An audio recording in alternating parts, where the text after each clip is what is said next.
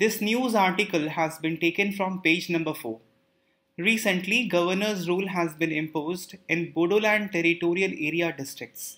There are 4 such districts and together they come under Bodoland Territorial Council, a constitutional body, constituted under the provisions of Schedule 6 of the Constitution. The tenure for these bodies are 5 years. Recently, the 5-year tenure of the present Bodoland Territorial Council expired, and since the elections cannot be conducted because of social distancing norms, so the governor imposed governor's rule.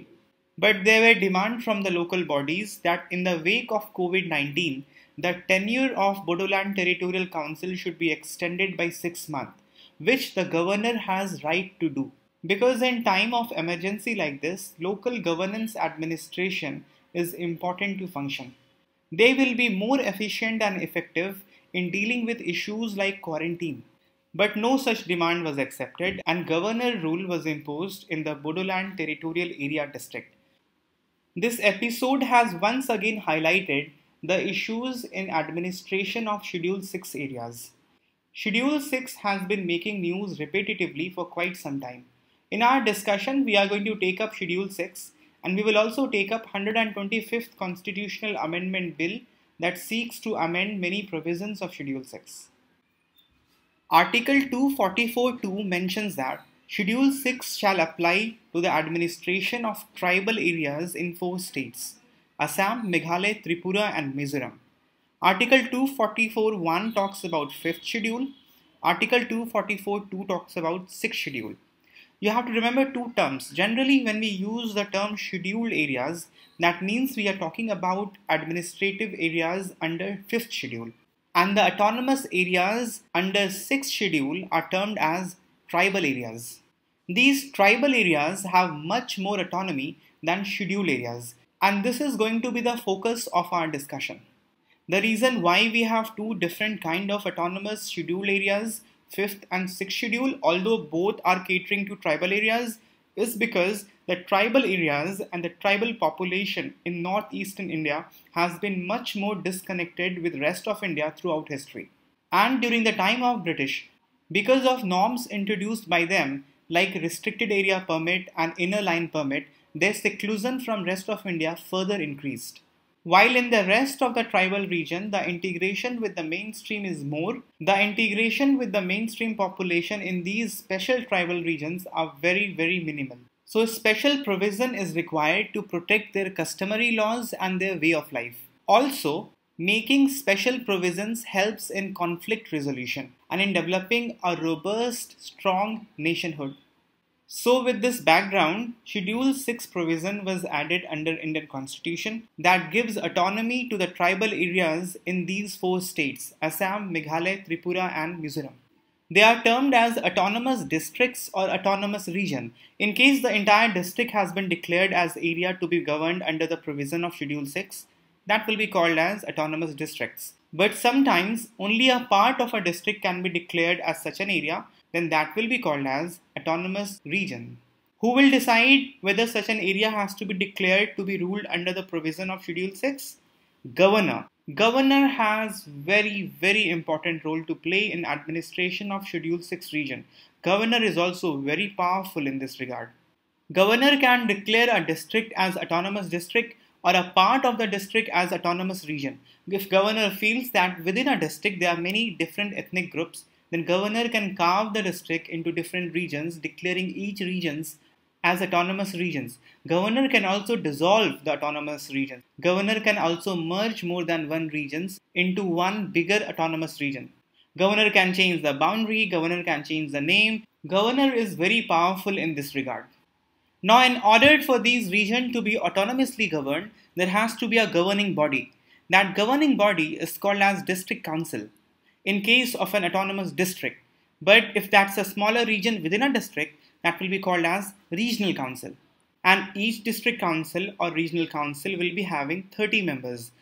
26 of them will be directly elected and 4 of them will be nominated by the governor. But however, Bodoland Territorial Council, this has more number of members because as we have mentioned in the beginning, it has 4 districts within it. It has actually 46 members and this number is not important to remember, but You have to know that in general, the district councils have 30 members, but Bodoland Territorial Council is an exception to that. The elected members hold office for a term of 5 years. That is the term of the council. The nominated members, however, hold office during the pleasure of the governor. And this ordinary term of 5 years of the district council can be increased under two conditions. Number one, if there is emergency imposed, then governor can extend the term of the council but not more than 1 year at a time and not more than 6 months after the emergency has been removed. But there is a second situation in which the governor can extend the tenure of the council, and this is where the power of the governor has been increased considerably with regard to administration of these councils. If the governor feels that the situation is such that elections cannot be conducted, then also governor can extend the tenure of the council. And precisely because of this, it was demanded that governor extend the period of Bodoland Territorial Council. These district or regional councils are very powerful body. To draw a parallel, we can compare it with district panchayat, the Zilla Parishad, the first tier in the Panchayati Raj administration. And the striking difference between district panchayat and district council is that district councils have legislative power. Panchayats have administrative power. Panchayat also has some power to raise their own finances. In that sense, they have some financial power. They also have, in certain cases, judicial power. But what they do not have is the legislative power. They have to act upon the legislation of the state government and the parliament. But since these regions have been envisaged as autonomous region, and autonomy cannot come unless legislative power is given to these councils governing these regions. So district councils or the regional councils, they can make laws on important subjects like land, forest, irrigation, inheritance, marriage, divorce, adoption, and these laws are derived out of the social custom of the tribal population in these regions. And that is how the social customs, the way of life, are protected. But all these legislation from the district council must have the assent of the governor. It must go through the governor. Just like in the state, the laws passed by the legislative assembly has to get the assent of the governor. Similarly here, the district councils are acting as a legislature and they have to get the assent of the governor. But the power equation is different. In state, the legislative assembly is a very powerful body and mostly the governor don't have option but to give the assent. But here governor is very powerful. Governor can stop any legislation if and when he wants. So the district councils have legislative power. They also have administrative power. They can make regulations for control of money lending and trading by non-tribals. They can also raise their own revenue and impose certain taxes. They also have judicial power. If they want, they can create village councils or court of trials. But village councils here are not governing bodies. These are judicial bodies. However, High Court of the state will exercise jurisdiction over these judicial bodies. But how much and to what degree? That would be decided again by the governor. So as you can see, immense amount of power has been bestowed on these governing councils, the district or the regional council. But however, all the powers are rendered useless when they do not have financial autonomy. Although they have power for some taxes and raise their own revenue, but that is not sufficient to conduct their own affairs. And mostly they are dependent on grants from the central government and the state government. And the provision of the grant from the central government has been made under Article 275(1)(1)(a). Basically, Article 275 is the article concerning the provisions of grant in aids. So two important articles you have to remember with regard to Schedule 6. One is Article 244(2) and the other 275(1)(1)(a). One striking difference that we have seen from Panchayat and Municipal Corporation is that these bodies have legislative power. But Parliament and state legislature also have their own legislations. There has to be some mechanism to govern that which legislation will supersede, whether the legislation of the Parliament and the state legislature or the legislation of these councils. The Act of Parliament or state legislature do not apply or apply with specified modifications and exceptions. And who is going to decide this? This is decided by President or the Governor. In case of Assam, it lies with the governor, both in respect of acts of parliament and state legislature. But in case of Meghalaya, Tripura and Mizoram, the other three states under Schedule 6, it is decided by President in respect to acts of parliament and governor in respect to the acts of state legislature. There are 10 such councils under Schedule 6. 3 of them are in Assam, one of that is Bodoland Territorial Council, and the news specific to this has come today. There are 3 more in Meghalaya, 1 in Tripura and 3 in Mizoram. Recently, National Commission on Scheduled Tribe has recommended that Ladakh, having high tribal population, should be brought under Schedule 6. But there has been no consideration yet on the recommendation. Now let us talk about 125th Constitutional Amendment Bill 2019. This has been brought in January last year. And this was brought in the background of huge protests that were going on in the northeastern region against Citizenship Amendment Bill. The purpose of this bill is to increase the financial and executive power of the 10 existing autonomous councils in the 6th schedule. The bill seeks to make important changes in the provisions of Schedule 6.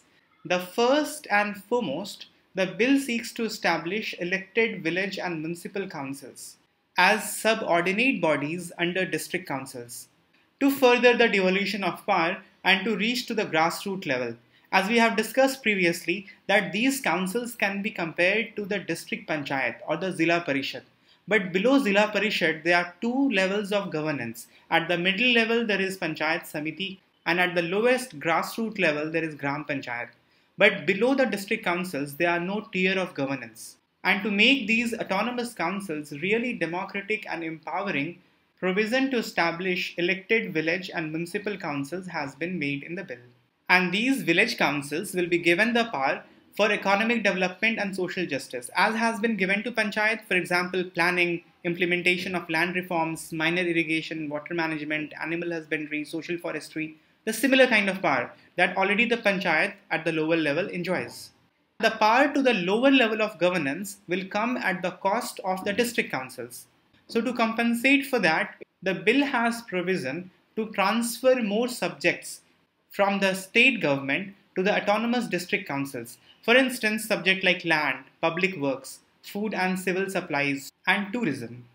So more power is going to come from the state to district council, and power is going to go from district council to the village council. The bill has another important provision with reference to finance, as we have seen that these councils do not have self-sustaining finance to conduct their affair, and they are mostly dependent on grants. But the bill has recommended that Finance Commission will recommend devolution of financial resources to these autonomous councils. So far, there is no such provision and they are dependent on grants. But this will make them really financially autonomous. The third important provision in the bill is regarding reservation of 1/3 of the seats in the village and municipal councils for women. And this is even more important in the background of many of the tribal community in these regions being matrilineal. So such reservation policy is much more suited there. There is a fourth important provision in the bill that State Election Commission shall conduct the elections to these autonomous councils. So far, election has been conducted by state election commissions but other bodies as well. For example, in Meghalaya, the District Council Affairs Department. This conducts election to the 3 district councils in the state.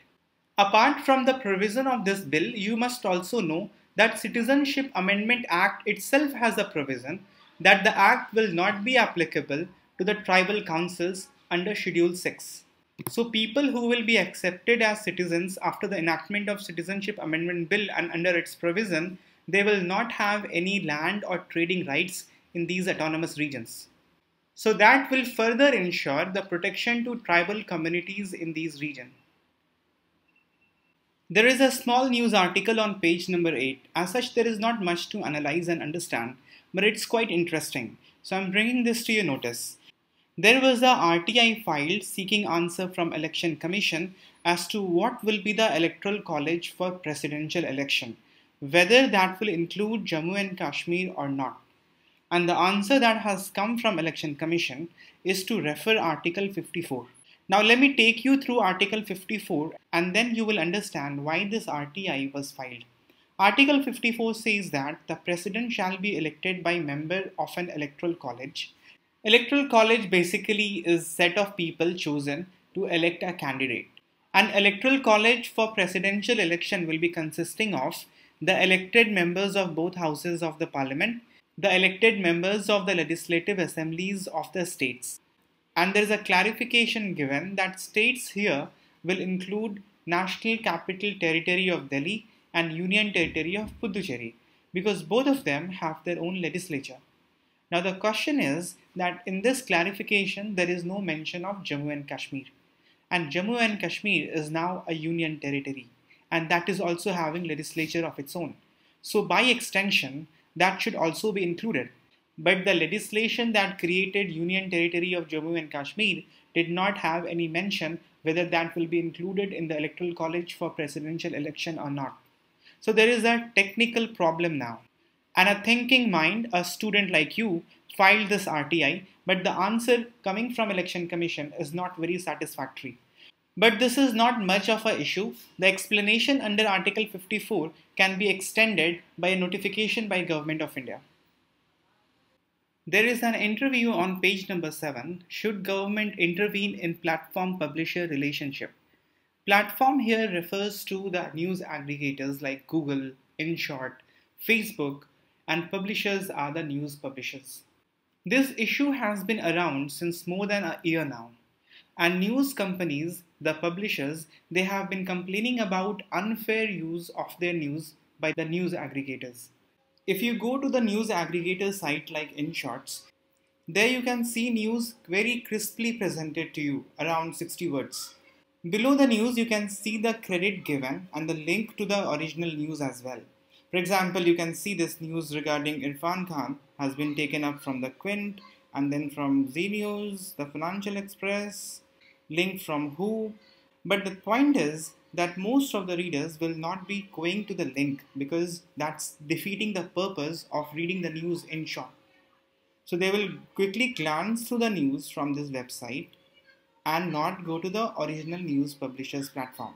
So what effectively has happened, they have created money out of thin air. These news are not theirs, but still they are selling it. And this is hurting the revenue generation of the news publishers. And this issue has come to the fore again because Australia and France has taken significant steps to make news aggregators pay for reuse of the news.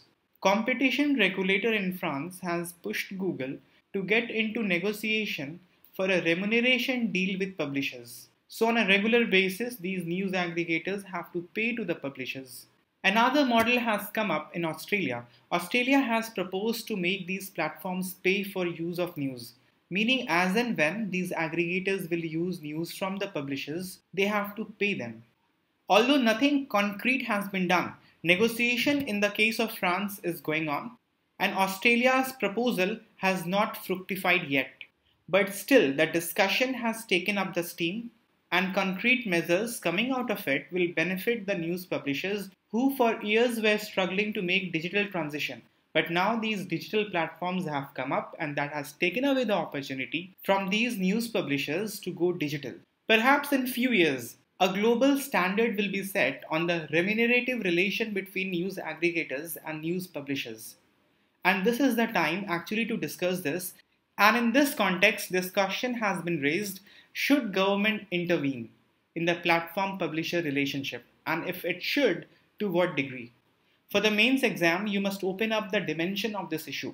What is the issue involved in news aggregation? First and foremost, the question is on independent journalism. You must have seen changes in the Hindu. They have raised their prices substantially. They also have restricted the number of articles you can read free of cost on their webpage. They are finding it difficult to generate revenue to sustain themselves. And when their sustenance is becoming difficult, if news aggregators eat up into their revenue, it will be impossible for them to survive. So this is serious. This is a serious issue. News aggregators are challenging independent journalism. Right to freedom of expression is closely related with freedom of press and independent journalism. This is the most important dimension you have to touch upon in the answers. then you must understand there is asymmetric relationship between the platform and the publishers. These platforms, these news aggregators, these are giants. And any publisher cannot even imagine getting into negotiation with giants like Google without government intervention. So now from GS paper 3 perspective, you can highlight the importance of competition. You can highlight the importance of stopping monopoly. And because of monopoly, what is happening is news publishers want to have an association with platforms like news aggregators. They do not want their articles to be banned from being published on these news aggregators platform. Because the popularity is so high, the user traffic is so large on these platforms that anyone will like to be associated with despite getting poorly paid by these aggregators. Then there is big question on government intervention. See, news publishers and news companies needs to be protected. We understand it's important. It's important for freedom of press. It's important for independent journalism. It is related to fundamental right to freedom and expression. But in doing so, you should not punish innovation. You should not punish success. You should not unnecessarily punish and chase away these news aggregators, these online platforms, and these giants like Google. You can't simply ask Google to leave your country. You can't ask Facebook to leave your country. They have become reality and they are going to stay. So government intervention must really be balanced. They should not outrightly be banned, but they must be forced to get into a negotiation to finalize some kind of remunerative agreement.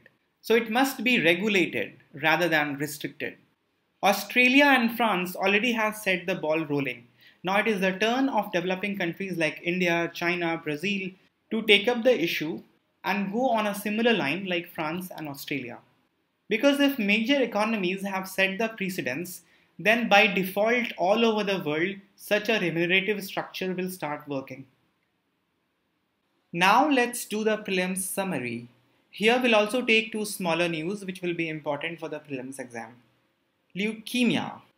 Beloved and illustrious actor Rishi Kapoor has died due to leukemia. Very briefly, let's see what leukemia is. Leukemia is kind of blood cancer. Leukemia is kind of blood cancer. What is cancer? Cancer is uncontrolled growth of the cells and that results into damage of body tissues. Since it's a blood cancer, so it must be related to uncontrolled growth of blood cells. And exactly it is related with leukocytes. Leukocytes, also called as white blood cells. So leukemia is basically uncontrolled growth of leukocytes or white blood cells, ultimately resulting in damage of body tissues. When there is uncontrolled growth of WBC, two things happen. One is the cells, the WBC, the leukocytes, they are not fully grown. So they cannot perform the function of normal fully grown WBC. So the WBC function is hindered. Apart from that, they also crowd out red blood cells and the blood platelets. So essentially we have too many WBC which are actually not performing the function of WBC, and RBC and platelets are also diminished. So in essence, none of the function of WBC, RBC and platelets will be performed. So you would understand the symptoms would be bleeding because there are few blood platelets, so blood clotting will be affected. You will feel tired because there are few RBC to carry oxygen to various parts of the cell. You will also be at higher risk of infection because WBC, although too many in numbers but not fully developed, so will not be performing its duty. And because of these conditions, you may have fever, and ultimately when the number of WBC grows too high, then that will start to affect the body tissues and will result in organ failures. The exact cause of leukemia is not known, although it is considered that there is a mix of both genetic factors and environmental factors. If there is a history of leukemia in family, there is a high chance that offsprings will have it. And there are some risk factors, for example, smoking, exposure to some radiations, or some carcinogenic chemicals like benzene will also increase the risk. In today's newspaper, there is a news that Chak-Hao, which is a black rice variety from Manipur, and Gorakhpur terracotta, they have bagged geographical indication tag. Chak-Hao is a special variety of rice from Manipur which is scented, it has very special aroma, and it is called as glutinous rice. Gluten, you understand, is a protein to be found in wheat. So gluten is a form of protein. Rice does not have protein, it has starch. So although it is called as glutinous rice, but you would understand from the basic that it will not have gluten. Gluten gives sticky nature to the wheat and it keeps the food together. And chakhao, the black variety of rice, is more sticky than the brown or the white rice. And because of that, it is named as glutinous. But gluten is not to be found in this. The sticky nature actually comes from amylose and amylopectin, which are obviously form of a starch, and starch are found in rice. Chakhao, this variety of rice, has been traditionally used in medicine. It also has very high crude fiber content. And because of that, it takes longer time to get cooked. And this longer time actually becomes a striking feature of this rice, from which the original species of rice can be identified. Today we saw some important constitutional articles. For instance, in the context of district and regional council, we saw that Article 244(2) says that provision of 6th schedule shall apply to administration of tribal areas in the state of Assam, Meghalaya, Tripura and Mizoram. So 6th schedule is applicable in these 4 states as per the clause 2 of Article 244. We also saw that there is problem of finance, and presently the autonomous councils, they are dependent on grants and aid. And Article 275(1)(a) deals with grants and aids to these autonomous councils. Basically, Article 275 deals with grants and aids. We also saw that Election Commission has asked to read Article 54 to understand the Electoral College for election of President in response to a query that was filed through RTI. And Article 54 says that the Electoral College for presidential election will include all the elected members of both the houses and elected members of the legislative assemblies of the states, and state for this matter will also include Delhi and Puducherry, because these are the union territories with legislative assemblies. But the question is, Jammu and Kashmir also now is union territory and it also has legislative assembly. So, will it be considered here or not? That will be answered by union government in due course of time. Now, question of the day. First, let's discuss yesterday's question of the day. Consider the following statements about the United Nations. United Nations allows mechanism of negotiations and arbitration only for the purpose of establishment of peace, which is incorrect because it does have the mechanism of force, and that is included in Chapter 7 of the United Nations Charter, which deals with establishment of peace, and it's mentioned there that use of force sanctioned by United Nations is permitted. And second statement is correct because Chapter 7 of United Nations Charter deals with the mechanism of establishing peace. All the members of Security Council enjoy veto power, which is incorrect because only the permanent member, the P5 members, enjoy the veto power. Which of the following statements given above are incorrect? So the incorrect ones are 1 and 3rd. So the answer would be option A. The question for today is, which of the following are included in the Electoral College for presidential election? Please pardon this. The elected members of both houses of parliament, the elected members of legislative assemblies of the state, the elected members of legislative council of the state, the elected members of legislative assemblies of union territories of Delhi and Puducherry. 1 only, 1 and 2 only, 1, 2 and 4 only, or all of the above. With this, we have come to the end of the discussion for today.